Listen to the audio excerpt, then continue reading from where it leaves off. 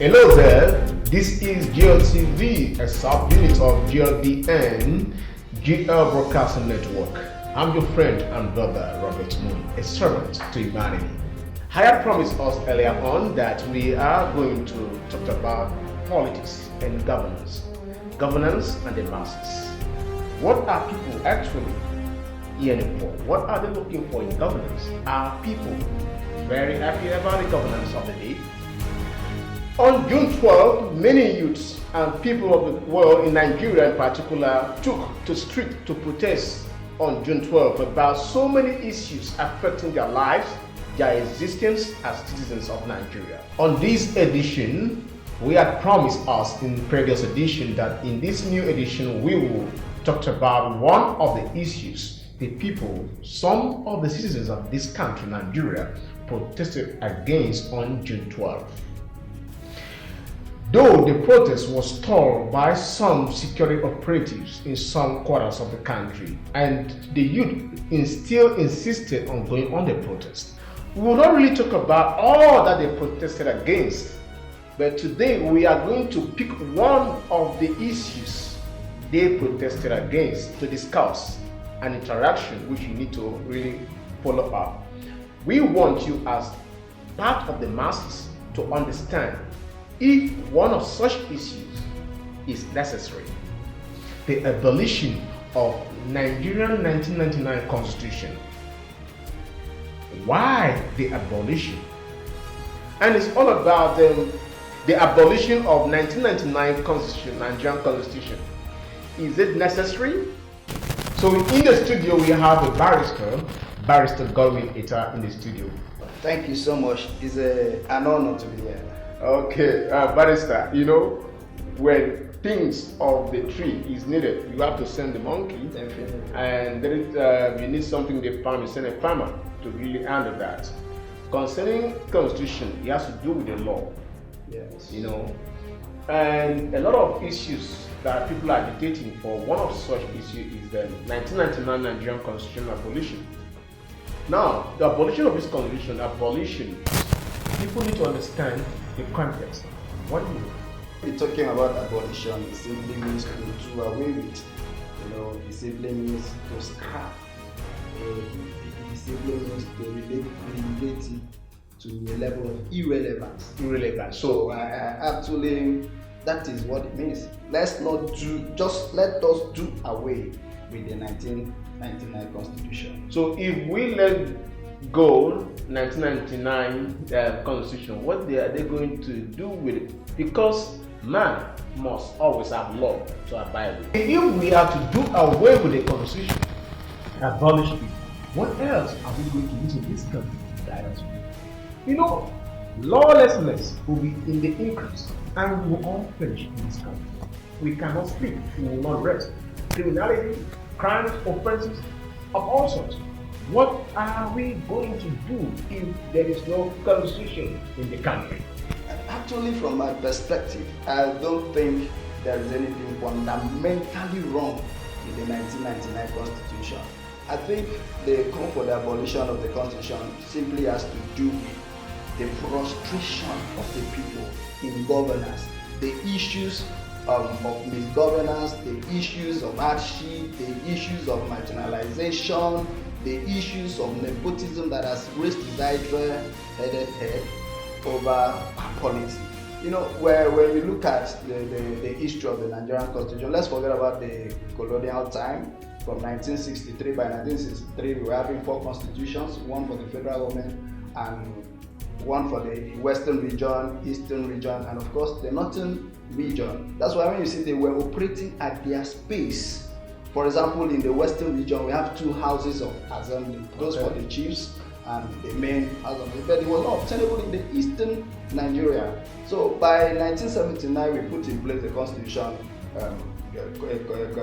constituent assembly headed by FRA Williams, a renowned luminary, that brings up the 1979 Constitution.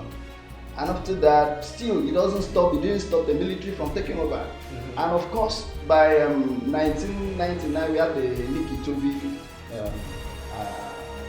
heading the constitutional review and drafting committee that gave birth to the 1999 Constitution. And here we are. How many years from then, 1999 to 2021? 22 years. You want to let go 22 years old of the constitution of the country. Man. The issue, like I said, the issue about the Nigerian Constitution is not the Constitution itself. It is the value and the workability of this Constitution premised on what those in leadership interpret it to be. Okay, sir, let's get it right. These protests for abolition of 99 Constitution, is it the appropriate thing to do? Is it the right thing to do at this time? Is it right? Oh, no, absolutely. There's nothing right about that protest.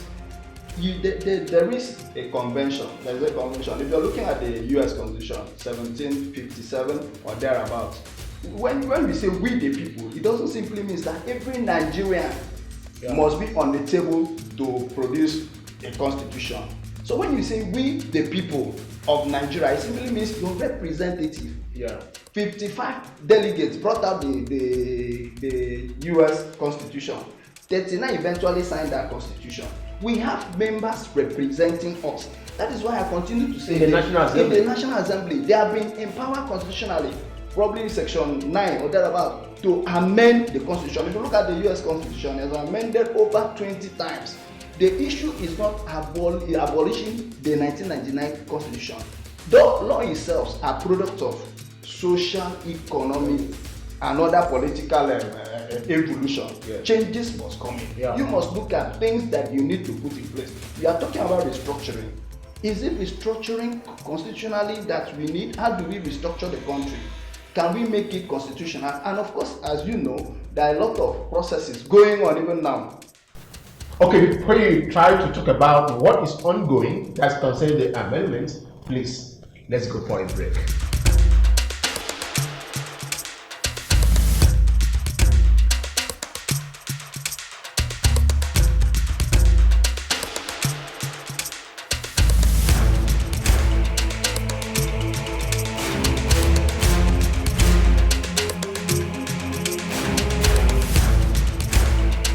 Welcome back.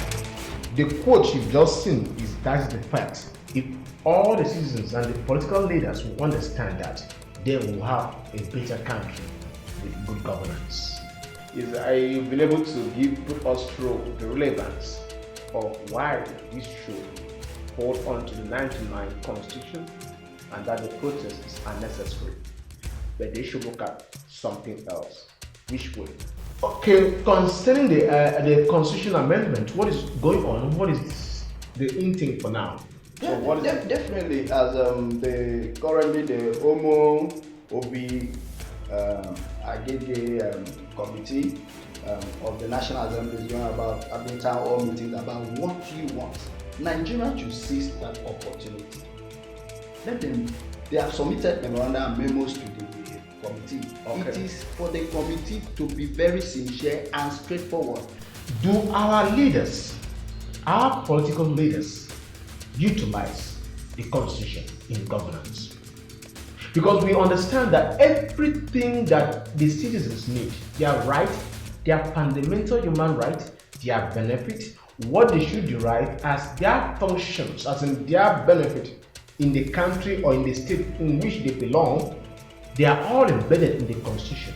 So the question is, do our leaders utilize the constitution? This is where I am coming from. The issue, okay, for example, one of the core issues is about resource control. Resource control. That the states should be allowed to manage their resources. I'm not against that. I am strictly of that because it worked for us in the First Republic.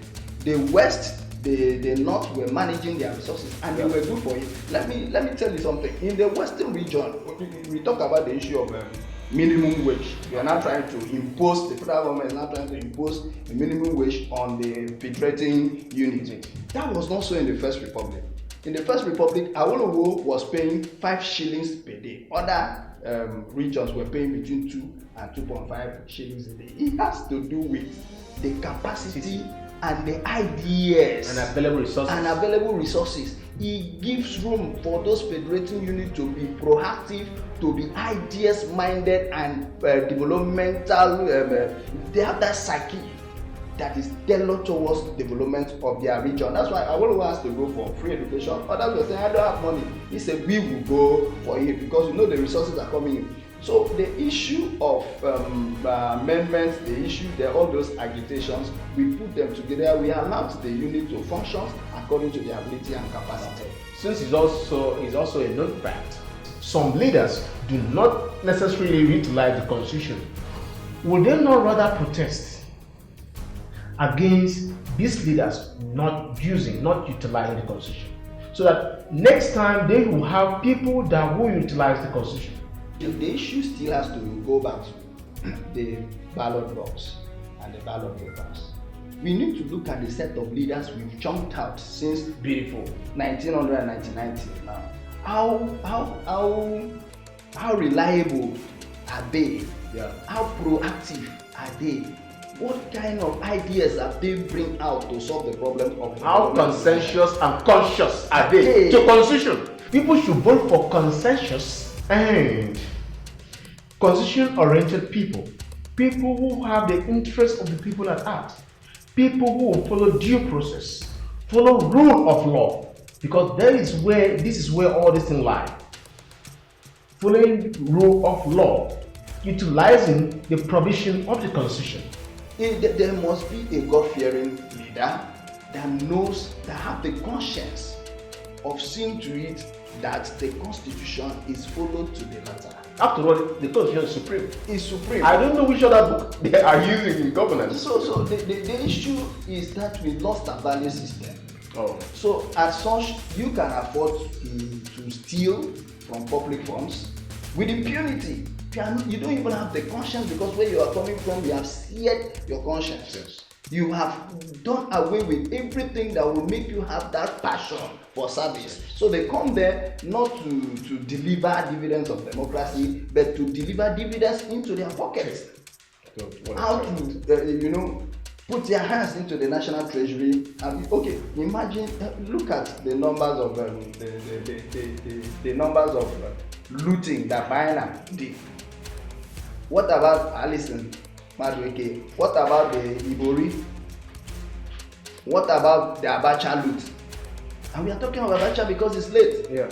What about the big men, you know them, that were there? Yeah. And how much have they looted from us? And this is the money that, see, the issue of insecurity, the issue of abolition of the 1999 Constitution should not arise if the leadership will have done the needful. Oh, thank you so very much, sir. The barrister Godwin Eta has clearly stated that the 1999 constitutional abolition is out of place. The problem is out of place.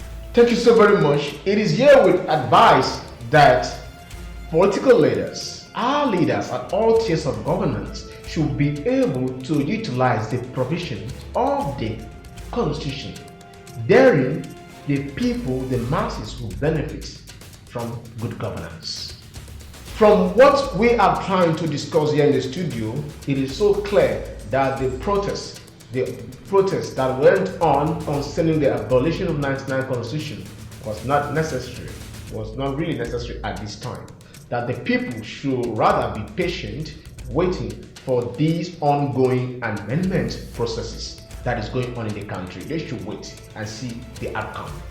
The outcome may be for the betterment of all the citizens.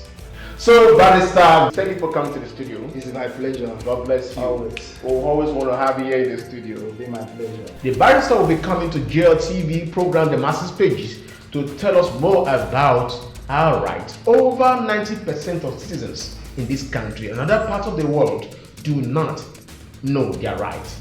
They do not understand and know where their rights begin and where their rights stop. The Barrister will come often to the studio to put us through all this. This is the Masses Pages. That is the size of our package for this edition. I'm your friend and brother, Robert Moon, a servant to humanity. Goodbye.